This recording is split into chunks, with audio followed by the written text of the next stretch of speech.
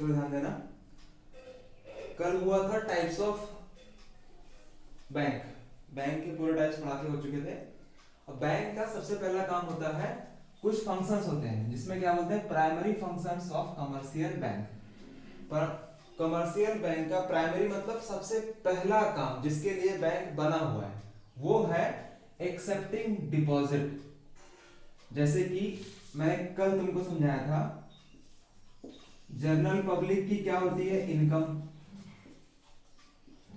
Income का वो कुछ पार्ट करते हैं कंज्यूम, जिसको बोलते हैं एक्सपेंस, और कुछ पैसा वो क्या करते हैं, सेव या सेविंग। जनरल पब्लिक की जो इनकम हुई है, समझ लो इनकम 100 रुपए है, तो एक्सपेंस होगा 60 रुपए।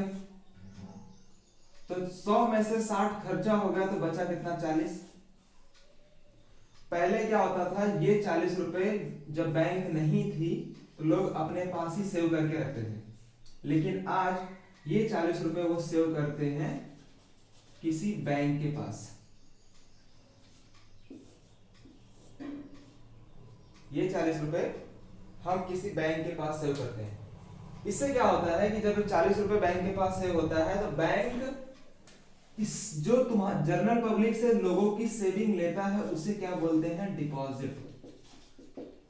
उसे हम सिंपल लैंग्वेज में बोलते हैं डिपॉजिट। तो बैंक का पहला काम है डिपॉजिट लेना, जनरल पब्लिक की सेविंग को लेकर अपने पास रखना, सेव करके रखना, उसी को बोलते हैं डिपॉजिट। डिपॉजिट के 4 प्रकार हैं। सबसे पहला है टाइम डिपॉजिट। टाइम का मतलब जिसमें कुछ टाइम पीरियड फिक्स है। पहला है उसमें फिक्स डिपॉजिट। फिक्स डिपॉजिट का सिंपल सा मतलब ये होता है, जब मैंने अपना पैसा बैंक को दे दिया कुछ फिक्स टाइम के लिए, उसे क्या बोलते हैं, फिक्स डिपॉजिट। ध्यान देना यहाँ पे पहला पॉइंट में क्या लिखा हुआ है, time deposit, the deposit called as per deposit because they are repaid on the consumer after the expiry date of time. तो एक पर्टिकुलर डेट खत्म होने के बाद ही पैसा मिलेगा। उसमें देखना fix deposit. Fix deposit amount is an amount where fix amount to kept fixed period of time bring interest rate of interest of the more compared to the saving account। जब general public ने अपनी saving का कुछ पैसा fix period के लिए bank के पास रख दिया, जिसका टाइम फिक्स है, तुम बीच में पैसा निकाल नहीं सकते हो, उसको बोलते हैं फिक्स डिपॉजिट। दूसरा है रिकरिंग डिपॉजिट, ये भी टाइम डिपॉजिट का ही पार्ट है। रिकरिंग डिपॉजिट में क्या लिखा हुआ है, it is operate by salary person and businessman having their regular income. A certain fixed sum of money depend is deposit into the account every month।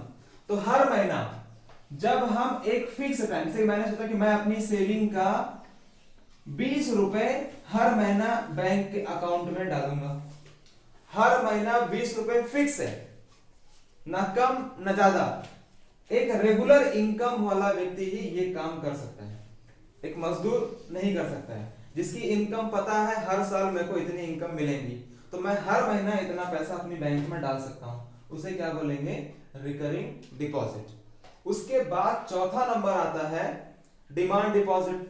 Demand deposit इसका मतलब उसमें 2 types हैं, saving account, current account. Saving account वाला क्या है, जब saving account normal लोगों के लिए होता है, कोई भी कभी भी कितना भी, कोई टाइम लिमिट, कोई अमाउंट की फिक्स नहीं है, कभी वो कितना पैसा अकाउंट में डाल सकता है। जैसे कि यहाँ पे लिखा हुआ है, it is generally operated by those who earn regular और fix income such as the salary and wages. The main aim of deposit to encourage habit of the saving among the people. लोग ज्यादा से ज्यादा पैसा save करके bank में रखें, अपनी सेविंग का ज्यादा से ज्यादा पैसा सेव करें बैंकों के पास, इसीलिए अकाउंट खोला, एक अकाउंट बनाया गया जिसका नाम है सेविंग अकाउंट। यहां पर सैलरी वाले भी पैसा रख सकते हैं और वेजेस वाले भी पैसा रख सकते हैं। यहां पर रेट ऑफ इंटरेस्ट लो होता है, सबसे ज्यादा rate of interest fix deposit में मिलेगा, उससे कम रिकरिंग डिपॉजिट में मिलेगा, उससे कम सेविंग डिपॉजिट में मिलेगा, और करंट अकाउंट में कोई इंटरेस्ट ही नहीं मिलता है। मिलेगा तो साल भर में 1% 2% ऐसा ही इंटरेस्ट मिलता है। करंट अकाउंट में कोई इंटरेस्ट नहीं मिलता है। हमारा आखिरी टॉपिक है current account. This is account is operated by the business and the commercial organization such as the hospital, education and other institution. ये जो अकाउंट होता है ये सिर्फ और सिर्फ बिजनेसमैन के लिए है, और कोई ये अकाउंट ओपन नहीं कर सकता है। ये अकाउंट पर तुम कभी भी कितना भी पैसा डाल सकते हो और कभी भी कितना पैसा तुम निकाल सकते हो। एक कुछ लिमिट होती है निकालने की, लेकिन मैक्सिमम टाइम तुम कभी भी कितना पैसा डालो और निकालो। सेविंग अकाउंट में तुम एटीएम से 4 या 5 बार से ज्यादा पैसा नहीं निकाल सकते एक महीने में, लेकिन करंट अकाउंट्स में से तुम कभी भी कितना भी पैसा कितनी बार भी निकाल सकते हो और डाल सकते हो। ये बिजनेसमैन का अकाउंट खुलता है।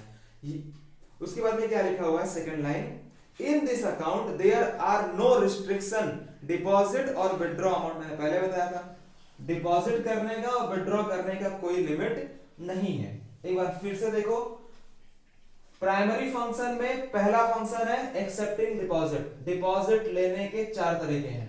फिक्स, जहां पर एक अमाउंट कुछ टाइम के लिए फिक्स हो जाएंगी और उस पर रेट ऑफ इंटरेस्ट बहुत ज्यादा मिलेगा। अगर तुमने अपना पैसा एक बार 5 साल के लिए बैंक को दे दिया तो बीच में तुम निकाल नहीं सकते हो, इसे क्या बोलेंगे, फिक्स डिपॉजिट। दूसरा है रिकरिंग डिपॉजिट। इसमें क्या है, हर महीना मैं कुछ फिक्स अमाउंट बैंक में डालता रहूंगा और कुछ साल के बाद वो बड़ा अमाउंट हो जाएगा और फिर मैं उसे निकालूंगा, लेकिन बीच में नहीं निकाल सकता हूं, रेट ऑफ इंटरेस्ट उसमें बहुत ज्यादा मिलता है। दूसरा है सेविंग अकाउंट। कोई भी व्यक्ति, माइनर हो, छोटा हो, बड़ा हो, कोई भी जब अपना अकाउंट खोल सकता है और कितना भी पैसा उसमें सेव कर सकता है, उसे क्या बोलते हैं, सेविंग अकाउंट। जनरल पब्लिक के लिए यह अकाउंट बनाया गया था ताकि वो ज्यादा से ज्यादा पैसा सेव कर सके अपने अकाउंट में। उस पे रेट ऑफ इंटरेस्ट थोड़ा लो होता है।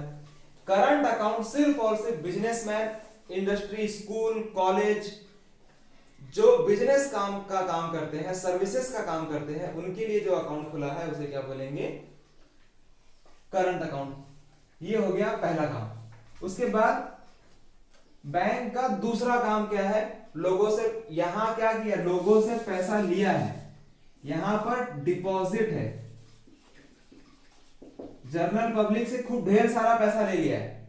अब ये पैसा इस तरीके से लोन में बांटा जाता है।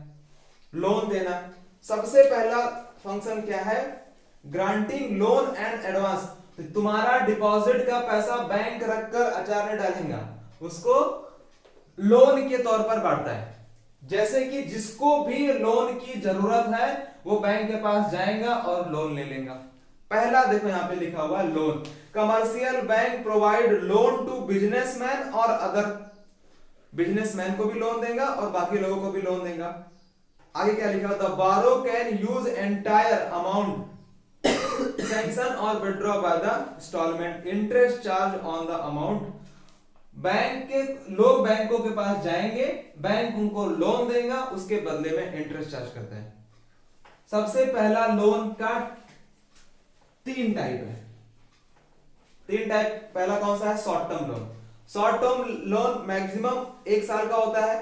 1 साल के अंदर ही पैसा लो, यूज करो और वापस कर दो।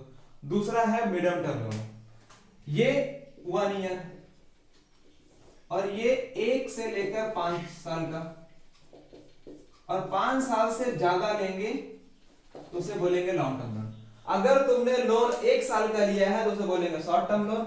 1 साल से 5 साल के बीच में लिया है जिसे बोलेंगे शॉर्ट टर्म लोन, और 5 साल से ज्यादा लिया, 10 साल का, 20 साल का लिया हुआ है तो उसे क्या बोलेंगे, लॉन्ग टर्म लोन। ये सिंपल सा है। उसके बाद देखना एडवांस। एडवांस में सबसे पहला दिया हुआ है तुमको पैसा एडवांस देना। Advance are the small term provide to businessman satisfy the different financial requirement of the business. सबसे पहला क्या हुआ, कैश क्रेडिट। मेरे पास पैसा नहीं है, मेरे बैंक में पैसा नहीं है, फिर भी जो कार्ड का इस्तेमाल करके मैं वो सामान खरीदूं, जैसे कि एग्जांपल समझ लो,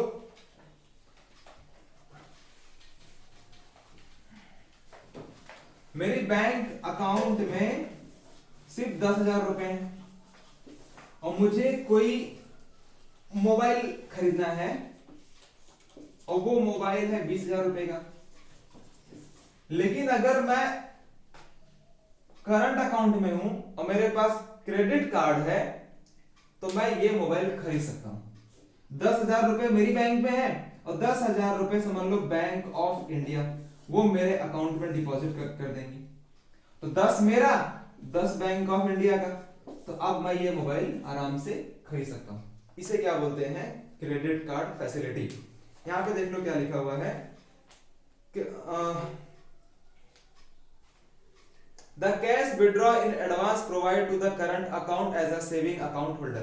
तो ये फैसिलिटी करंट अकाउंट होल्डर को मिलती है और सेविंग अकाउंट होल्डर को मिलती है कि बैंक में पैसा ना होते हुए भी तुम बैंक से पैसा निकाल सकते हो और कुछ खरीद सकते हो। इसे क्या बोलेंगे? Credit, cash credit. दूसरा है bank overdraft. Bank overdraft facility सिर्फ और सिर्फ मिलती है करंट अकाउंट होल्डर को। सिर्फ बिजनेसमैन ही ओवरड्राफ्ट कर सकता है। किसी को मैंने चेक बना के दिया 1 लाख का, लेकिन मेरे बैंक में है 50,000 रुपए, तो बैंक 1 लाख का पेमेंट कर देगा अपनी तरफ से और बाद में मैं उसका पेमेंट कर दूंगा। मतलब बैंक में पैसा ना होते हुए भी जब मैं किसी को पैसा दे देता हूं, जिसे क्या बोलेंगे? Bank overdraft. बैंक से ज्यादा निकालने की फैसिलिटी को बोलते हैं बैंक ओवरड्राफ्ट फैसिलिटी। क्या लिखा हुआ पे?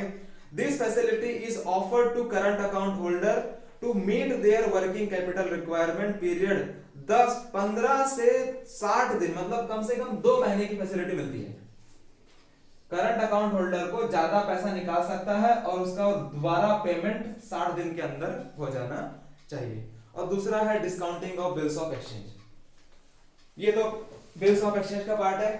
हमारे पास में कोई बिल रखा हुआ है जिसको बोलेंगे हम बिल्स रिसीवेबल।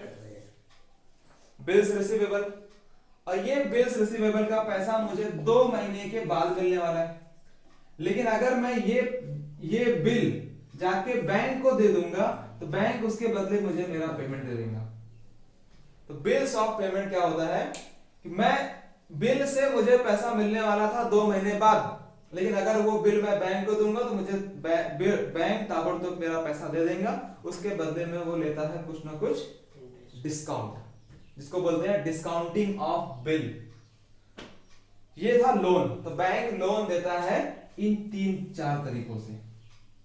उसमें अलग अलग लोन होता है, हाउस लोन, बिजनेस लोन, समझना है क्या? लोन अलग अलग प्रकार के। मेन याद रखना, लोन के 3 प्रकार, long term, short term, medium term और एडवांस का 3, cash credit, bank overdraft, discounting of bill. ये है प्राइमरी फंक्शन।